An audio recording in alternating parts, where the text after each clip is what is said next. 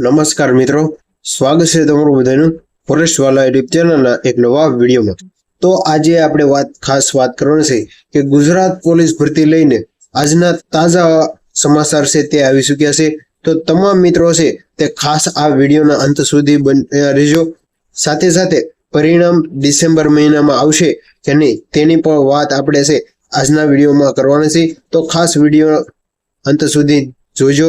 તો આજે તારીખ 4/11/2025 ના દિવસે મહત્વપૂર્ણ ગુજરાત પોલીસ ભરતી બોર્ડ દ્વારા એસસી ઉમેદવારો માટે છે તે અગત્યની સૂચના આવેલી છે કે લોકરક્ષક ભરતી 2025 સામાજિક અને શૈક્ષણિક પછાત વર્ગના ઉમેદવારોએ જાતિ અંગેના પ્રમાણપત્ર ખરાઈ કરવા બાબતે છે તે અગત્યની સૂચના આવેલી છે। તો ખાસ જોવાનું છે કે એસસી ઉમેદવારોએ કયા ડોક્યુમેન્ટ સાથે કઈ તારીખે કઈ જગ્યાએ છે તે જવાનું રહેશે તેની તમામ માહિતી આપણે મેળવવાની છે।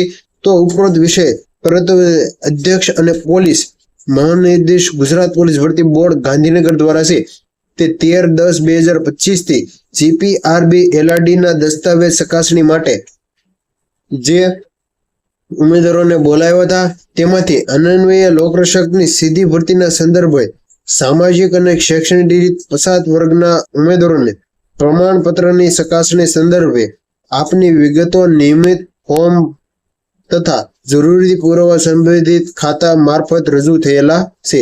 એટલે કે જે એલઆરડી નું ડોક્યુમેન્ટેશન થયું ત્યારે ઉમેદવારોને જે જાતિ અંગેનું જે પ્રમાણપત્રો આપ્યા હતા તે ફોર્મ ભરેલા મુજબ છે તે આપવાનું હતું અને તે સંદર્ભે આપની વિગતો નિયમન ફોર્મ તથા જરૂરી પુરાવા સંબંધિત ખાતા મારફતે રજૂ થયેલી છે।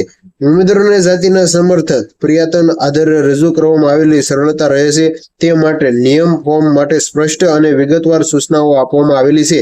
છતાં આપે નિયમિત ફોર્મ સાથે રજૂ કરેલા આધારો આપના દાવાના અનુસાર જાતિ પ્રસ્થાન કરવા માટેના પ્રયત્ન ન હોવા જોઈએ જે નિશાને આધારિત અસલ તથા નકલ સાથે નિયમિત વિકસેલ જાતિ કલ્યાણ કચેરી બ્લોક નંબર 3 બીજો માળ ડોક્ટર જીવરાજ મહેતા ભવન ગાંધીનગર ખાતે એટલે કે જે પણ ઉમેદવારો એસસી ના ઉમેદવારો છે તેવા તમામ મિત્રોએ છે જે ખરાઈ જાતિના દાખલા માટે 8/11/2025 સવારે 11 કલાકે છે અચૂક એટલે કે જે ઉમેદવારો ખાસ જે ડોક્યુમેન્ટેશન લિસ્ટમાં નામ છે તેવા મિત્રો સુધી આ માહિતી પહોંચાડી દેજો કે 8/11/2025 ના દિવસે 11 કલાક સુધી છે તે તમામ મિત્રોએ અચૂક હાજર રહેવાનું છે।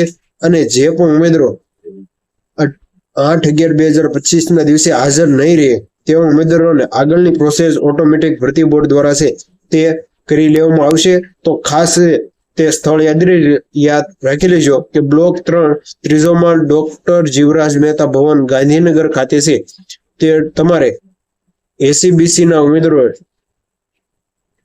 દાખલાનું ખાતી જરાઈ માટે જવાનું રહેશે। તો ખાસ એવું વાત કરી લઈએ કે તેમાં કયા ડોક્યુમેન્ટ જરૂરી છે। તો આપે મેળવેલા સામાજિક અને શૈક્ષણિક પછાત વર્ગ જાતિનું પ્રમાણપત્ર અસલ પ્રમાણ નકલ સાથે છે તે લાવવાનું રહેશે। આપને ધોરણ 10 અને 12 શાળા છોડ્યાનું પ્રમાણપત્ર આપના પિતાશ્રીનું શાળા છોડ્યાનું પ્રમાણપત્ર અવશ્ય લાવવાનું રહેશે।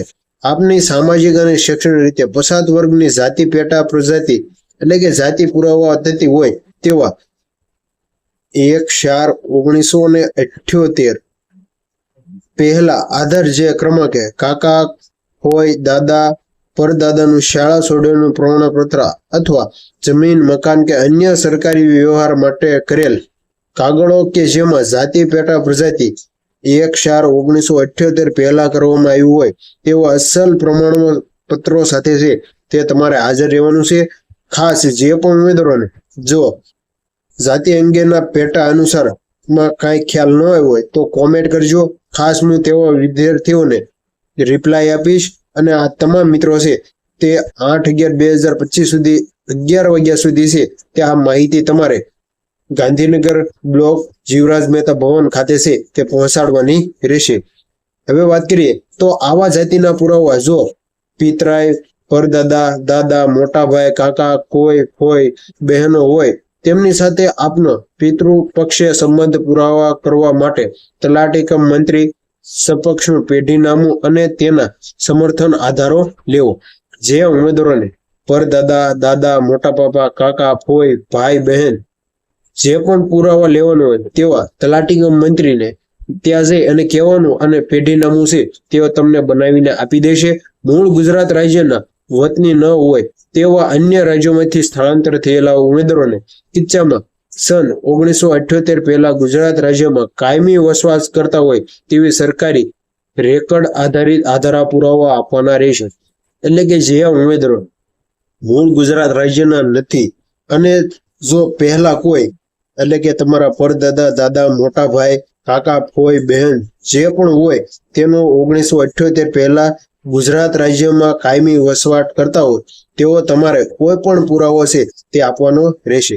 માજી સૈનિક અને શૈક્ષણિક એટલે કે સામાજિક અને શૈક્ષણિક રીતે પછાત વર્ગની જાતિ પુરાવા થાય તેવા અગત્યના પ્રોવાઇડ વેલ્યુમ ધરાવતા અન્ય જે કોઈ આધાર પુરાવા હોય તે અથવા આપના જાતિ પ્રમાણપત્ર અંગેની વિગતો રાજ્ય કક્ષાની વિશ્લેષણ સમિતિ સમક્ષ રજૂ કરવી કે કેમ તે અંગે પ્રાથમિક ચકાસણી કરવાની થતી હોય તો આગળ જણાવ્યા મુજબની નિર્ધારિત તારીખ અને ફાળવણીમાં આવેલા સમયે ઉપસ્થિત રહેવા વિનંતી.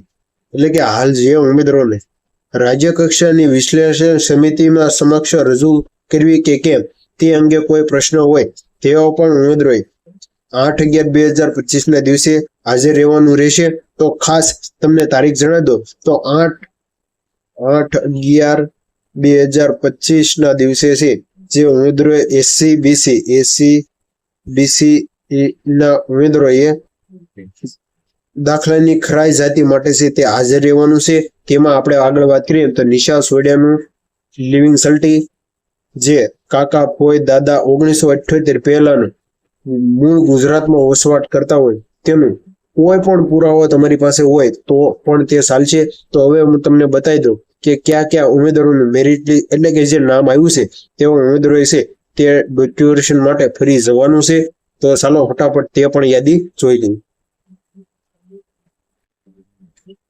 તો મિત્રો તમે સ્ક્રીન ઉપર જોઈ શકો છો કે ગુજરાત પોલીસ ભરતી બોર્ડ દ્વારા એસસી-બીસી જાતિ પ્રમાણપત્રોની ખરાઈ બાકી છે તેવા ઉમેદવારોની યાદી છે તે જાહેર કરવામાં આવેલી છે.